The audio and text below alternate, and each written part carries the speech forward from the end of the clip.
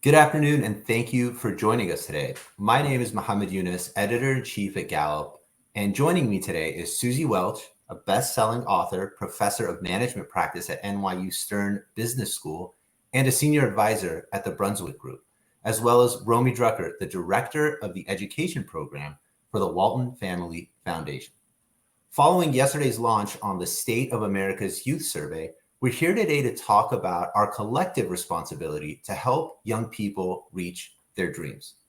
Romy, let me start with you. Tell us why the foundation commissioned this research and some of the key findings that struck you. Thank you so much, Mohamed and Suzy. It's so wonderful to be here with you. Thank you. First, I want to thank Gallup for their partnership with the Walton Family Foundation on this survey. We feel that this is an essential moment to be listening and learning and building bridges with younger generations as we think about systems change, as we think about evolving institutions to meet the needs of this future generation. We know that the pandemic was especially hard on Gen Z. And one of the key findings in this survey is that only 47% of this generation feels that they are thriving. We know that is a result of learning loss in school. We know that is a result of mental health challenges. And so I feel like this survey is coming out at a very timely moment where we really need to be tapping in and better understanding what this generation is feeling and thinking. Suzy, you uniquely sit at the intersection of corporate America and Gen Z in your role at NYU. Tell us about what you see in this research that resonates with your experiences interacting with young people every day.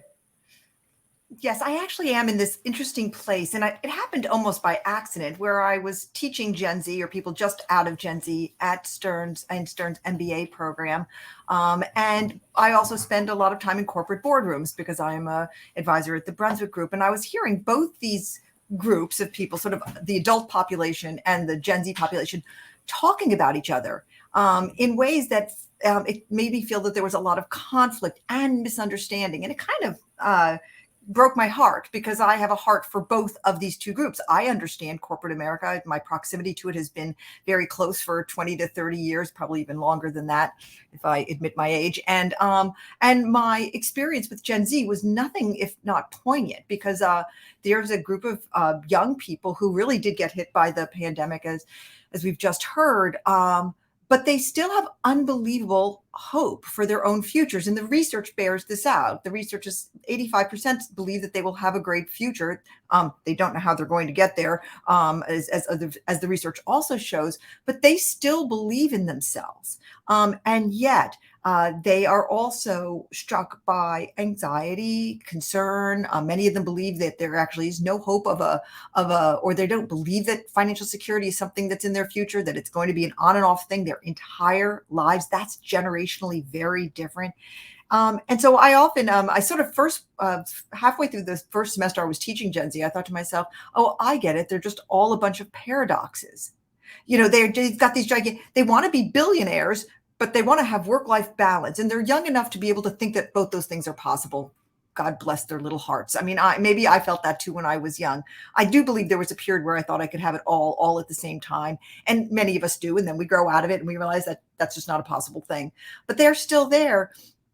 But the corporate world, the business world, only hears the negativity about them, I believe. They only hear, I mean, I do think this is sort of a communications problem. A friend of mine said to me the other day, Gen Z needs a marketing campaign about themselves, because I think what happens in business is they hear the negativity, they call it entitlement. They hear the anxiety, they call it fragile, but they don't see and feel the hope also. And I do think bridges need to be built. I think this research is an amazing first step in that. Romy, one of the things that really struck me in the data from this report is the degree to which, or the lack, in my view, of how much Gen Z feels challenged in the workplace, in the education space, excuse me. So, for example, less than half say that they're prepared for the future, as you mentioned, but only 52% feel challenged and 40% feel that they're able to do what they do best every day. How critical is it to really create that challenged environment for these young folks as they prepare for the future? Yeah, Suzy, I love what you said about this generation kind of holding paradoxes, because I think that's a really great way of kind of expressing, honestly, what I think is like resilience in a moment of great challenge, right? They are hopeful and optimistic about the future. And yet, as you're noting, Mohamed, school is not setting them up for success. It's not a place today, and I would say in particular high school, and I've kind of heard that in my conversations with American high school students across the country. It's not a place that engages them. It's not a place that sort of captures their interest and helps them feel like they're developing skill sets and mindsets that are going to prepare them for their future. What we know is that students want to be rooted in a set of experiences that feel pragmatic and realistic and career oriented.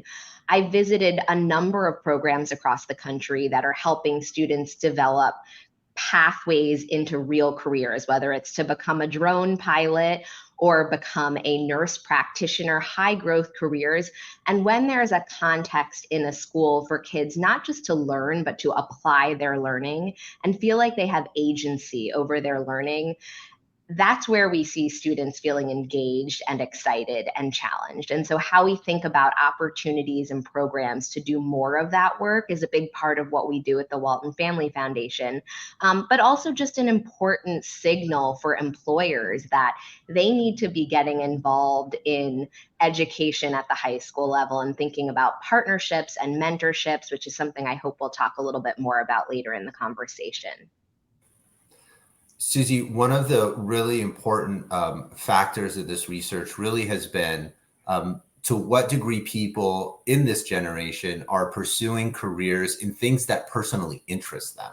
I know the Walton Family Foundation really views that as a critical part of just a well-being and sort of a holistic approach to planning your future. As a professor, how often do you see this being a really important driving factor for Gen Zers, sort of believing, having a passion for what they do, not only how much money it's going to make them? Do you mind if I just levitate right here? Because you're just preaching to the choir. Okay.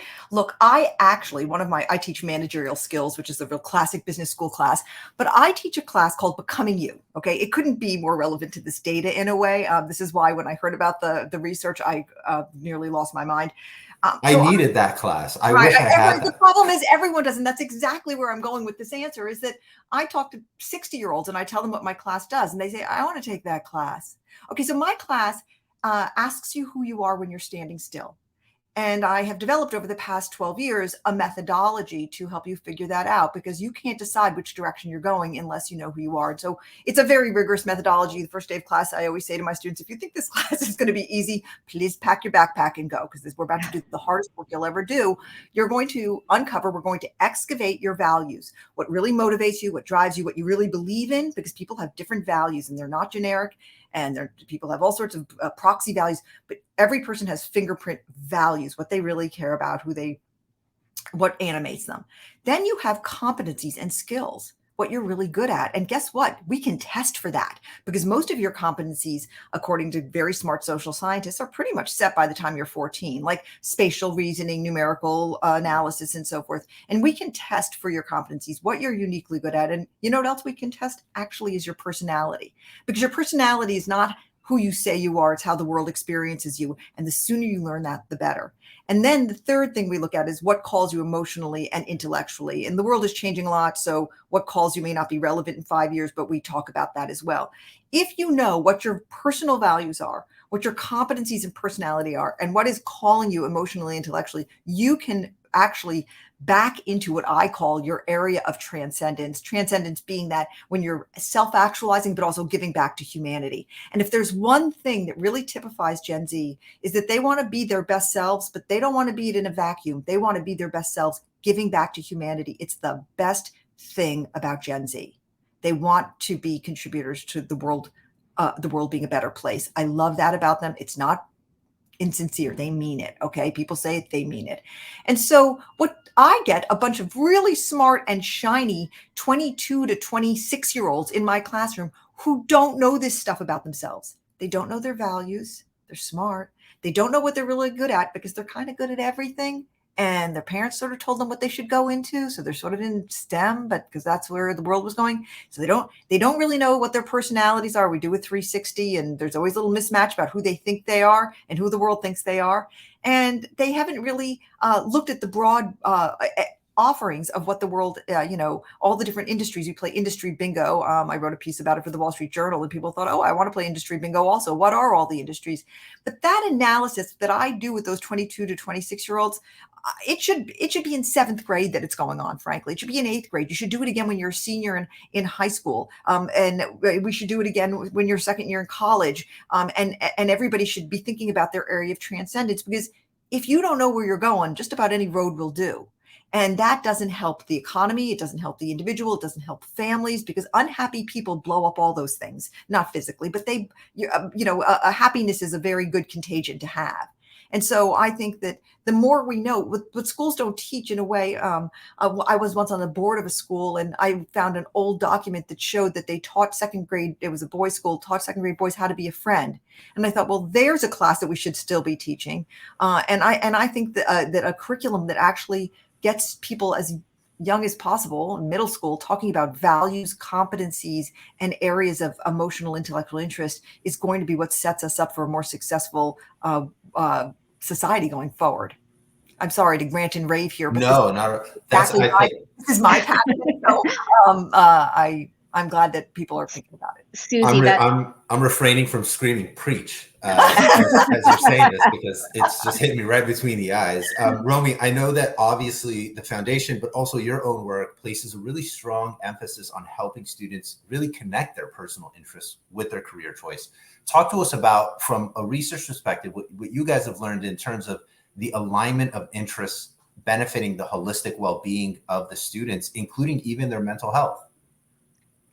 Yeah, Suzy, you are preaching the gospel here. And I think, what you're talking about, becoming you, this idea of tapping into your purpose, that shouldn't wait until after high school. There are opportunities for us to build the right structures and approaches for students to start developing that sense of purpose. That's how I like to think of it, really connecting with that future self, whatever that means for them in high school.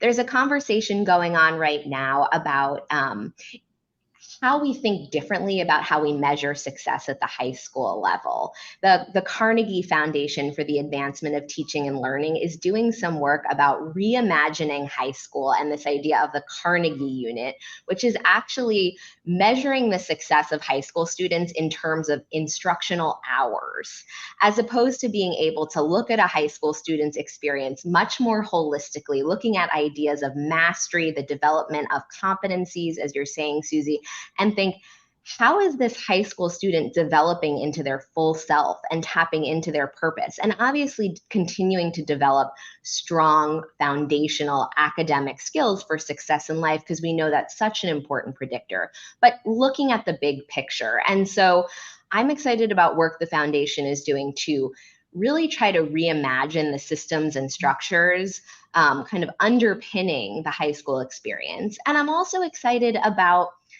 high school models, as I referenced earlier, like the Alabama Aerospace and Aviation Academy, that are designing an experience for high school students to deeply engage them in a career pathway and in experiences and learning that are about building foundational skills and also connecting with that sense of what's possible in the future, building relationships with mentors and intern partners. There's a way for us to design this that isn't really that complicated. And the thing is, if we design it in partnership with Gen Z, if we actually co-create this and sort of listen to what they're saying in this survey, I think we're going to be so much more successful in reshaping these institutions that are just outdated at this point. Suzy, you have mentioned several things that you're doing in your class that you wish students really had done earlier in their educational periods.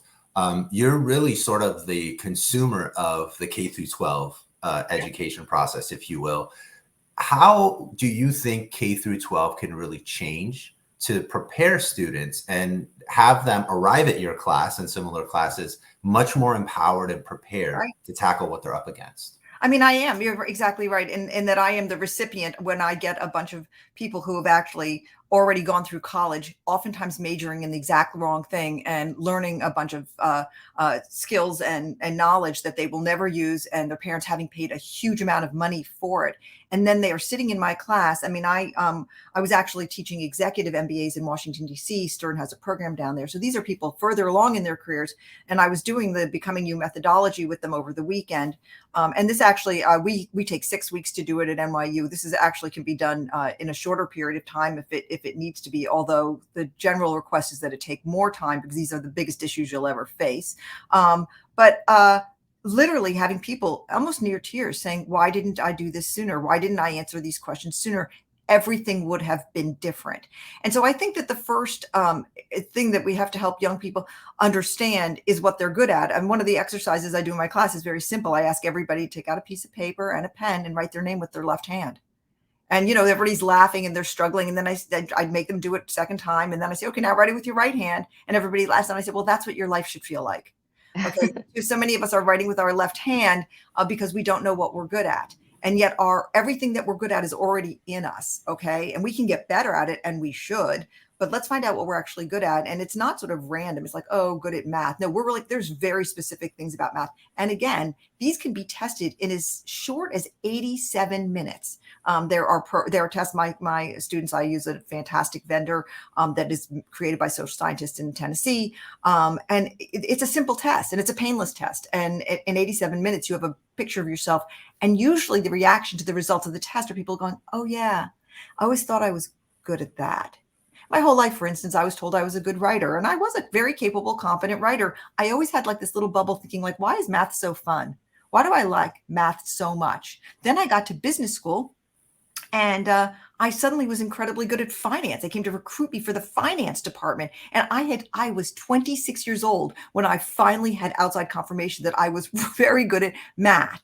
I could have known that. And I could have done all sorts. My life would have been actually very different. I majored in art. I probably wouldn't have done that. Okay. Even though I love art. But I think the one issue around interests that concerns me a little bit is that when you're young, your interests change. And so we have to be aware of that. I mean, I have 4 children of my own. They're all in their 30s. And here's a moment where I may mention that I'm a grandmother. And I have the cutest grandbaby. Sorry, it's almost like there's something wrong with me. I talk about my granddaughter all the time.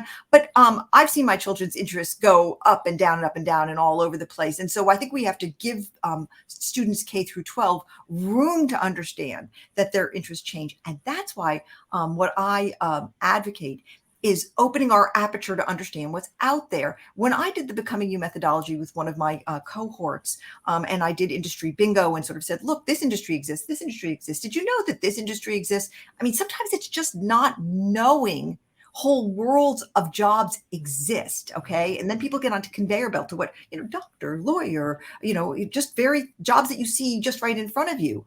And one of my students who was going into consulting ended up discovering by doing this kind of analysis that really what she was drawn to, what she had the competencies for, what she had the personality for, what she had the values for, was to actually work in the industry that involves sort of end of life, okay, burial, mortuary, preparing families.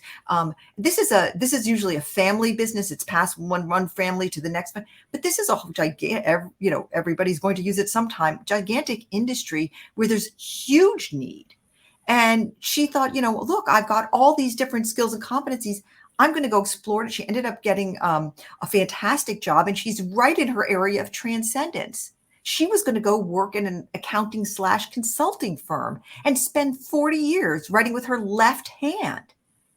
And so I think this kind of analysis could really be done beginning of high school, end of high school. It will drive where people, if they go to college, which not everyone should, if they go to community college, if they go to trade school, or what they do. And so I think it's just a matter of we've got the tools. I know we do.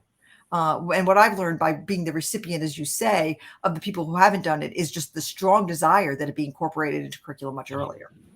I think using transcendence in that term is one of the coolest puns I think ever. that I've heard. Romy, I want to talk to you about internships.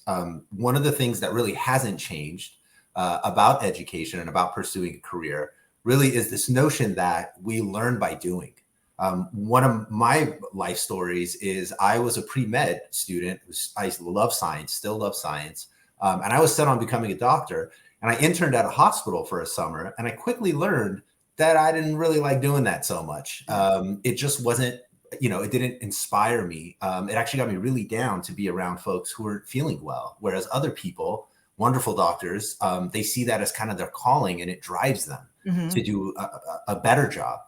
Talk to us about internships and how we should be thinking about the kinds of internships that can really help Gen Zers find their passion and their future. Well, I think one of the points that Suzy is underscoring is the importance of experimentation during this time in life and really having access points to be able to explore and learn, but also do so in a way where you feel supported and like you have a navigator helping you understand the experience you're going through. And I want to just highlight and answer your question, Mohamed, the work of two grantees in our portfolio that I think really exemplify how to do this well, how to provide a guide to students. The first organization is Braven. It's a Chicago-based nonprofit led by an amazing entrepreneur, Ami Eubanks Davis. And their model is actually partnering with college students throughout their 2 to 4 year experience to provide that mentorship and guidance and navigation, to develop career skills, but also to be able to access internships in industries of interest. And that may change year to year, but you have a partner in helping to think through what are the experiences, what are the, the access points for me to develop a perspective to understand, it can be actually just as helpful to figure out, I don't like doing this. It's sometimes you may like doing a lot of things. For me, I can say in my personal experience, I did an internship that I really didn't like. And that was in some ways a more enlightening experience. And I had someone there to sort of help me understand, like, it's what I didn't like about it and why it wasn't the right fit for my skills and my personality. So, thinking about internships, but also thinking about the mentorship component and the guidance component alongside of that. I also want to highlight the work of a partner called New America, who is thinking about apprenticeships. This is really the idea that we can integrate meaningful work experiences into a learning day. So not a school day, but a learning day, getting out of the four walls of the classroom, and doing so in a way that is rigorous, that engages the employer as much as it engages the student. And so I think there are, a lot of different kind of experiments and pilots that the Walton Family Foundation is supporting across the country. And I think what we're hearing from students is this is the kind of experience we want to be having. And now the question is, how do we find ways to integrate that and integrate other kinds of, student-led design experiences where they, again, have choices, are having a voice in their education into the high school experience. If I might just build on that a little bit, Romy, you just are touching on something that is resonating with me so much. One of the things I say to my students is it's better to be the author of your life than the editor. Okay. And what Gen Z wants desperately is to have voice, as you've just said. And when I say that line, I mean, I have to pause because everybody is processing it like this.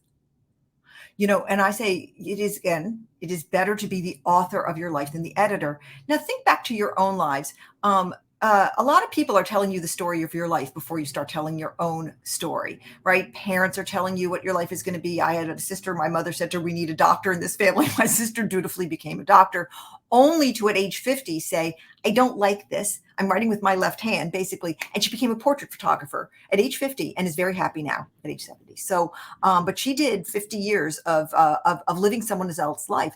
And in many family units, in many, not all of us are strong, extroverted, self-determined people when we're young. And we let other people tell us, like a parent can randomly say, oh, you're very good at such and such. And we sort of just randomly follow that. But Gen Z has a strong desire, as all of us do, as living, breathing human beings, to be the authors of our lives, not to edit the version someone else gives us. And so I think any kind of experience, and the two experiences you describe are just spectacular, where we can just literally say out loud to students, you are the author of your life, not the editor. Write the story of your life. Let us give you the tools to write the story of your life. There are many different tools, and again, I will name the ones I try to give them, which are values, aptitudes, personality, and interests. And just so that you can write that story. Instead of later one day, I showed them the clip of David Byrne saying, what is this beautiful life? What is this beautiful house? My God, what have I done? Which is very familiar to those of us who are a little older, fantastic sort of existential song about existential despair. The whole idea is not to get there. And you know what? Gen Z doesn't want to go there. They want to have full, robust, beautiful lives now. And I don't blame them. That's part of their value system, is they don't want to wait to be happy. So I just agree so much. But one of the things that really struck me in the stats that we gathered in this report is what I think is the reason why many of us ended up being the editor. And it's ironic that my title has the word editor in it. Yeah, mine too, though. Don't worry about it. Hit me right between the eyes again. But what's fascinating to me, and it really struck me, and it really rang true to me. It's nearly 70% of Gen Zers say their primary goal for the future is to make enough money to live comfortably, right? And that's, a big part of why I went down the doctor path, because I grew up in an environment where it's like, oh, you want to, be comfortable, you want to do something honorable and help people, but still like buy the toys you want to buy, mm-hmm. Be a doctor. Mm-hmm. Romy, how do we navigate those things, right? How do we lead Gen Zers into a future where they are doing the things that they're passionate about? They are investing most of their day in the things, how I like to think about it, they would be doing anyway, even if they didn't have a job doing X. But at the same time, make sure that those are things that really can deliver the financial needs that really are needed. And all of us, I'll say as Americans here, naturally aspire to, right? Nobody is growing up saying, I want to be broke in this country. I hope not. But how do we navigate that, Romy? Yeah, Mohamed, my takeaway from that particular insight in the survey, which is obviously but one insight in the survey, is that this is a generation that is really pragmatic. As much as they are, as Suzy is noting, sort of aspiring to connect with something bigger than themselves, interested in the idea of reinvesting in their communities, they're also really pragmatic. They know that in order to move forward in their lives, to, build the kind of life that will help them connect with their purpose, which may happen in work and career, and may also be a broader sense of connection with their purpose in their community, in their family, through other hobbies and interests. But you can't do any of that if you don't have a stable family foundation, if you don't, have a path to kind of upward mobility, so to speak. And so, that was a really important finding in all of this. And it goes back to what Suzy was saying at the beginning of this conversation about this generation sort of needing a rebrand. They are very pragmatic.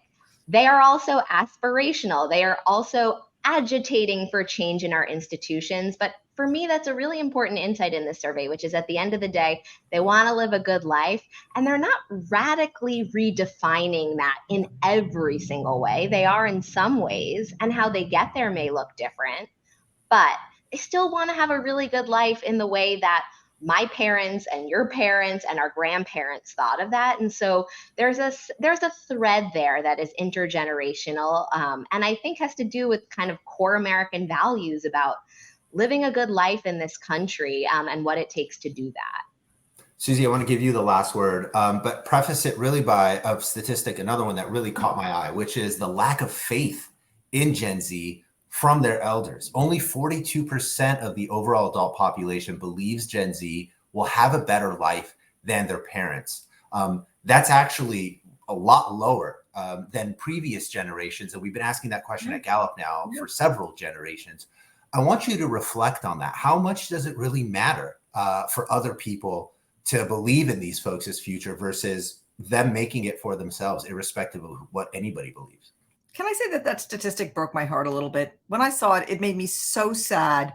It's like, Gen Z, you're dead to us. And I actually, it confirmed very much anecdotally what I experienced. I mean, the day before I saw the research, I had been at a function with a lot of executive people, and they were all sitting around comparing nightmare stories from Gen Z interns. They didn't do this, they didn't do that, they're just the worst. And I thought, they're not just the worst.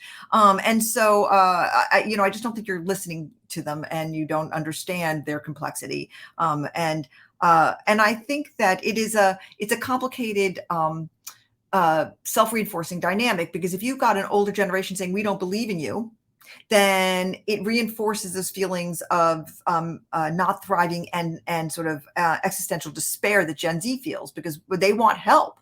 They want people to help them rise up so that they can achieve their dreams. And I think their dreams are kind of diminished in a way to say, we want to live comfortably. And I take that word comfortably maybe differently, but maybe because I'm with older students, by meaning not financially, but the absence of stress or anxiety, which is one of their number one. I think comfortably is about, they'll give up almost anything financially to have a life that does not have anxiety in it. Anxiety is is the thing that scares them the most, more than actually not having a second car or not ever owning a home. They give up owning a home, in my experience. And I don't know if the data shows this anyway. So I do believe that we are going to hurt ourselves by not believing in, and by us, I mean the older generation, hurt ourselves by not believing in Gen Z. They've got so much to give, and to not believe in a generation coming up is to do a disservice to us. We have to hear them, swallow our pride a little bit that they have different dreams than we did. We had the big American dream, and they're saying, I'll take a different version of that as long as it doesn't have anxiety. That doesn't make them worse. It makes them different.